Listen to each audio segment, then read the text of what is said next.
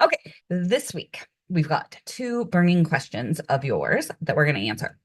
So, how can I stop doing the things that I never seem to get around to? And how do I keep my emotions from working against me? I love these questions. They're just juicy, layered questions. When your nervous system gets activated, it's going to result in like a predictable number of behaviors, right? We're going to people please, we're going to go into perfectionist overwork, we're going to spin in self doubt or indecision, or we're going to have that harsh inner critic.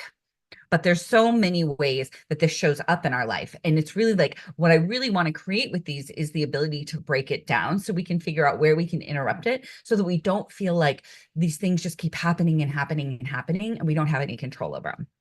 I need that. That's the motivation. That's how the motivation comes second. So if you're thinking about what can I just say yes to, and sometimes, and this is what happens a lot, is it'll seem like it's just too small. That's actually how you know it's the perfect thing.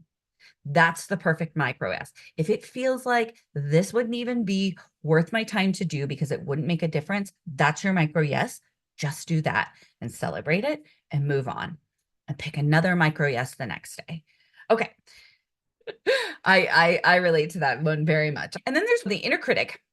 It can give us an impulsive reaction, right? Like we can either react to someone else and bite their head off or whatever the thing is, or maybe that's just me, but I'm super good at that. Or we start the inner critic and beating ourselves up. The freeze response, where we might just feel like, I don't know what to say, I don't know what to do, right? There might be this panic thing when we're talking about emotions.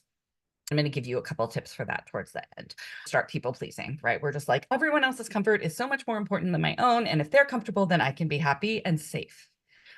Um, and then later, when you really want to get through this emotion, because we can't just remove the stressor, the thing that's causing it, right? We think, oh, I got off that call, I didn't cry, I'm good. You want to come back to that feeling and you want to do the thing that we're talking about, that you want to have that voice in your head, but you want to just think about this part of you that's freaking out inside.